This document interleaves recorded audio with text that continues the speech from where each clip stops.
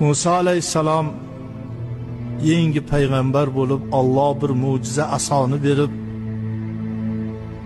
o'sha mo'jiza bo'lgan aso bilan ketayotsalar, yo'lida bir zot ko'rindi. Odam desa unday odamga ham uncha o'xshamaydi. Siz kimsiz dedi Musa alayhissalom. Men azozilman avvalgi, hozirda mal'unga aylangan shaytonman. Oldimdan kessin deb Musa alayhissalom asoni ko'rsatuvdilar, shayton kuldi. Ey Musa, men aytyapman-ku, azozil edim, shaytonman deb. Men bu asodan qo'rqmayman.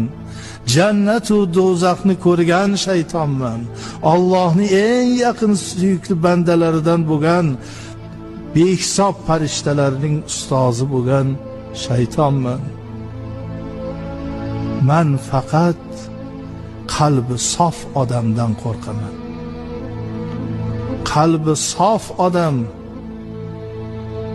duosi tez mustajob bo'ladi. Agar 1000 ta odamning ichida bir qalbi sof bo'lmasa, 1000 tasini bir pasda adashtiraman. 100 tami, 10 tami shuni ichida bitta qalbi toza, sof bo'lsa, adashtira olmayman, ularni oldiga yaqin bora olmayman. Qalbi sof odam kim? Hech kimga hasad qilmaydigan odam qalbi sof odam. Ey Musa, nasihat qilaman, eshitasizmi dedi. Ya Rabbi, shayton menga nasihat qilmoqchi, eshitaymi?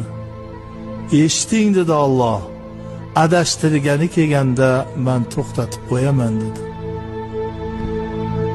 Ayting. Hech qachon takabbur bo'lmang. Kibr hamma ishni xorlikka olib keltirib qo'yadi. Toatga bino qo'ymang, hali qabuli bo'ldimi, bo'lmadimi bilmaysiz. Ilmingizga havolanmang, u foydali ilm bo'layaptimi yo nofoyda. Bino qo'ydim toatimga, ilmimga havolandim, hech kimni mensimadim, shayton bo'ldim. Kimki takabbur ekan, oxiri xor bo'ladi.